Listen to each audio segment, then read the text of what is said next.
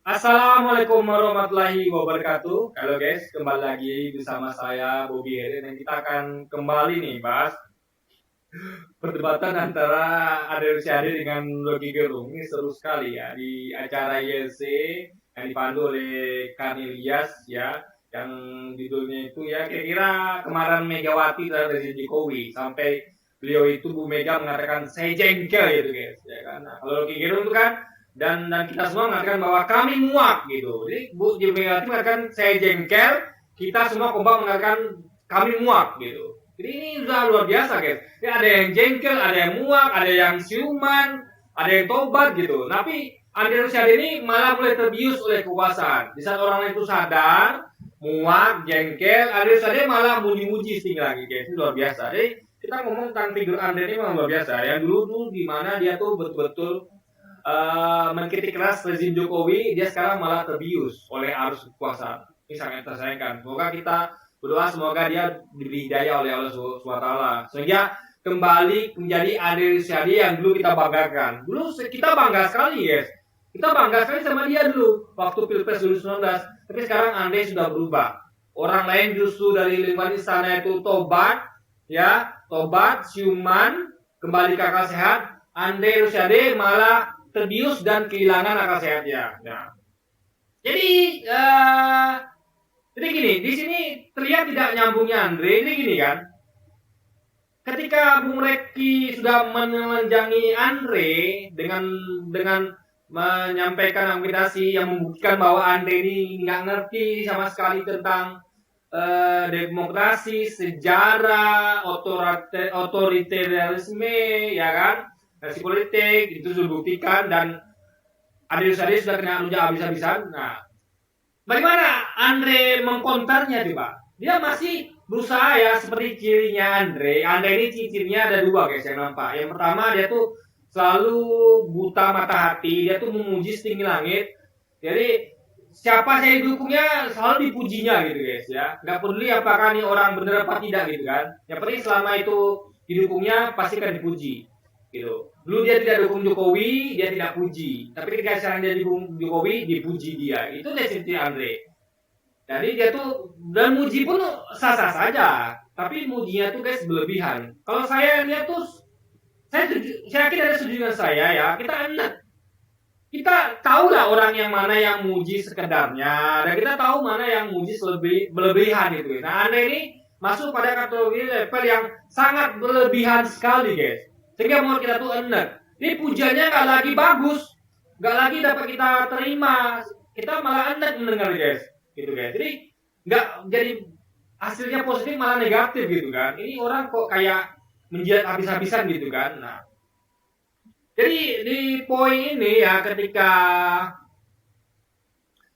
Rocky Gerung menyebut bahwa Andre didungu gitu kan, karena dia tuh nggak selevel apa jauh sekali dari pemikiran dari para pendiri bangsa yang asal Sumatera Barat. Karena Andre ini kan nggak asal dari Sumatera Barat. Tentu dia harus berkaca, berkiblat, berguru atau meniru dari para pendiri bangsa dari Sumatera Barat, yaitu Sultan Syarif, Buya Hamka, Nasir dan sebagainya karena jadi Anda ini mengakui bahwa dia di bawah standar para peribahasa Sumatera Barat.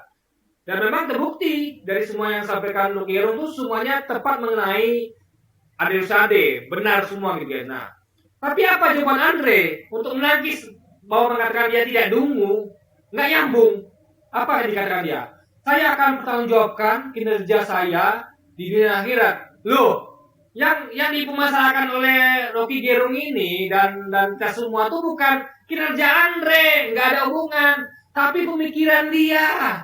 Bagaimana dia tidak mengerti sejarah, nggak mengerti otoritarisme, nggak mengerti demokratisme, nggak mengerti gas politik, sampai dia mendukung rezim yang jelas-jelas sudah mengangkangi itu semua guys, yang sudah menangkangi demokrasi, di mana nilai demokrasi terus merosot turun, anjlok, hancur gitu guys. Ya kan, dan juga dinasti politik, MK, penegakan hukum yang kacau balau gitu kan, korupsi dan sebagainya gitu.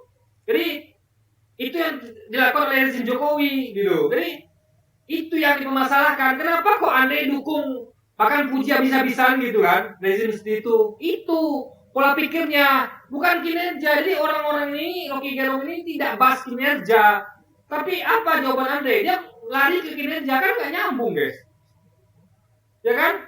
Makanya langsung dijawab Rocky Gerung, ya kan? Apa namanya? Kamu sudah mengakui bahwa standar kamu di bawah pendiri bangsa, ya kan? Jadi ya sudah, ngapain kamu di sini gitu, ada di sini gitu kan? Jadi nggak ada hubungan sama kinerja Andre. Oke lah, kita akui kinerja Andre bagus ya, kita akui kinerja bagus. Jadi kinerja itu nggak bisa dibawa untuk memperbaiki, untuk membenarkan pemikiran, nggak bisa guys, nggak bisa. Pemikiran, kinerja. Jadi bisa gini, saya contoh ya misalnya ya.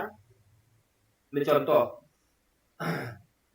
Saya bekerja di suatu perusahaan. Nah, kerja saya bagus. Anggaplah saya adalah seorang yang bagian yang pernah saya anggaplah di suatu tempat saya tuh bagian kebersihan.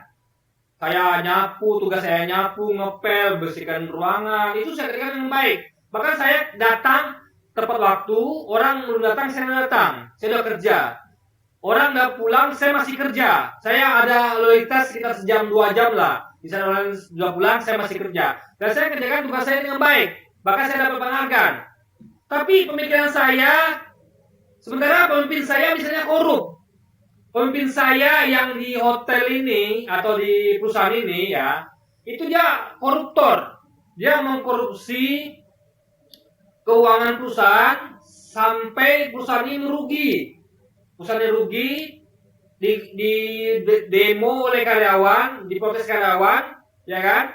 Tapi saya malah dukung dia, dukung bos yang korupsi ini, bos yang otoriter ini, yang menggunakan kekuasaan sama wewenang, memecat sembarangan, menghukum sembarangan gitu loh, menggunakan kroni-kroni keluarganya, dia masukkan keluarganya untuk jadi HRD, untuk jadi kepala divisi ini itu, gitu guys. Nah kan? Jadi pemikiran itu yang dikritik. Kok ada petugas kebersihan yang mendukung pemimpin yang korup seperti ini, pemimpin yang mendukung korupsi yang kroni yang korup seperti ini gitu kan, yang mendukung nepotisme seperti ini gitu guys, yang otoriter seperti ini dengan cara-cara selubung misalnya, dia nggak menunjukkan bahwa dia memerintahkan, tapi dia diam-diam gitu guys. Nah, kok bisa petugas kebersihan ini itu gitu? Itu dimasalahkan. Lalu tiba-tiba petugas kebersihan ini ngomong ya, alias si Andre ngomong, kerja saya bagus, saya nyapu ngepel dengan bagus, saya tonjolkan dunia akhirat. Kan nggak nyambung guys. Nggak bisa membenarkan pemikirannya bahwa saya benar loh. Ini pemimpin ini bagus, top, Marco top. Padahal pemimpinnya mendukung korupsi. Di zaman pemimpin ini korupsi masih rela. Ya kan, penegakan hukum hancur, demokrasi hancur, jeblok, demokrasi politik dan segala macamnya gitu kan. Jadi itulah daripada Andre, nggak ngerti mana yang kinerja pribadi, mana pemikiran, nggak ngerti nih guys. Nah itu masalah Andre itu di situ. Nah itu yang disampaikan oleh Ki Gerung gitu. Tapi Andre itu saja ngomong kinerja saya bagus, Ya percuma kamu ngomong, Bang Andre, nggak nyambung ya sekali lagi ya, nggak nyambung. Jaka sembung bawa golok, nggak nyambung. Nggak, saya nggak mau nyambung guys, itu nggak pantas ya. Yang penting ada yang anda tahu pasti ada cukup dalam hati aja ya, nggak perlu sebutin guys. Jadi kalau Ki Gerung nyebutnya dungu, kok saya pakai pepatah tadi, jaka sembung bawa golok, nggak nyambung, udah tahu itu. Jadi sekali lagi ya, nggak ada hubungan sama kinerja Andre, nggak ada. Ini masalah pola pikir Andre, masalah dukungannya. Oke lah dia berprestasi, kita apresiasi itu, kita hargai. Saya sangat hargai kinerja Andre di Sumatera Barat. Tapi dia nggak bisa membodohi orang-orang Sumatera Barat dengan kinerjanya, nggak bisa. Untuk membenarkan pemikirannya nggak bisa. Pemikirannya tetap salah. Itu beda sama kinerjanya, beda sekali. Jadi saya harap semoga masyarakat Sumatera Barat itu cerdas. Anda bisa mengerti bahwa Anda ini adalah sosok yang bagus secara kinerja, tapi pemikirannya buruk sekali. Dia nggak ngerti tentang banyak hal, sejarah, otoritarisme, dasi politik, demokrasi, dia nggak ngerti guys. Dia cuma bagus secara kinerja, tapi pola pikirnya berantakan. Dan itu saya yakin karena terbius oleh kekuasaan. Andre itu dulu nggak kayak gitu, guys. Kalau ada buka terputar rekam jejak dia dulu 2019 itu, dia tidak seperti ini. Tapi semenjak dia gabung ke kekuasaan, dia berubah total. Dia menjadi ya seperti kata Rocky Gerung lah, menjadi dungu, guys. Itu faktanya. Jadi sekali lagi ya, dan kita jangan lupa, kata dia, saya sudah mengembalikan uang negara sekian miliar triliun. Aduh, dia lupa bahwa uang negara yang capek-capek diselamatkannya itu digunakan lagi oleh rezim ini untuk apa? Untuk bangun infrastruktur yang tidak nampak manfaatnya bagi rakyat kecil, wong cilik, guys. Nggak nampak. Yang menikmati jalan tol siapa? Orang-orang kaya yang punya mobil. Kita yang naik bus pun ya, berapa kali sih kita pulang kampung? Berapa kali sih? Ya kan? Orang-orang kaya tuh seenaknya dia pergi kemana-mana pakai jalan tol. Dia tiap hari pakai jalan tol. Wong dia punya mobilnya, bisa bayar bensinnya. Nah kita orang-orang miskin ini gimana?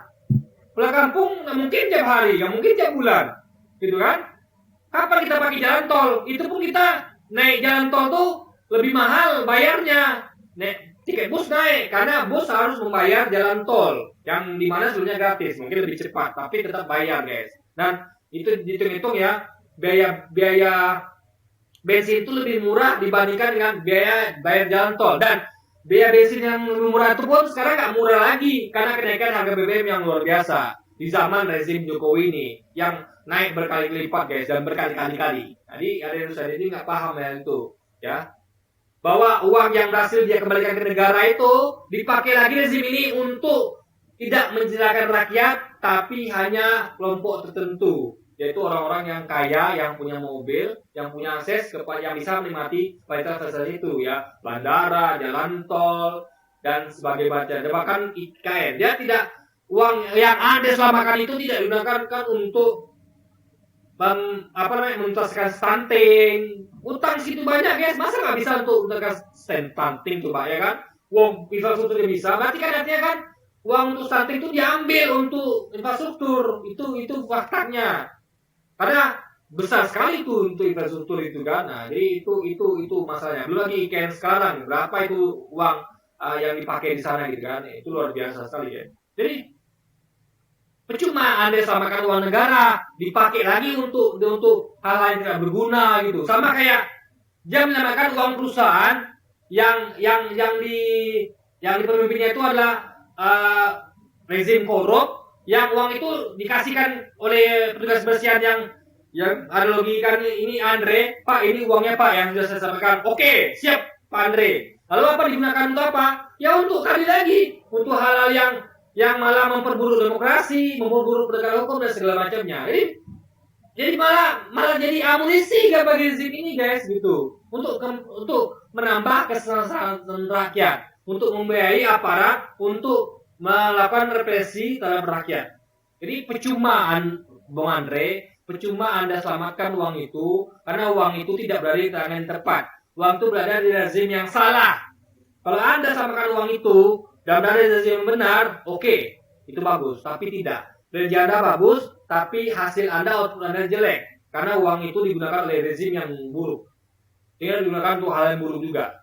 Oke, jadi mungkin sekian dulu aja video kita kali ini, guys, dan sampai jumpa lagi di video selanjutnya. Dan wassalamualaikum warahmatullahi wabarakatuh, guys.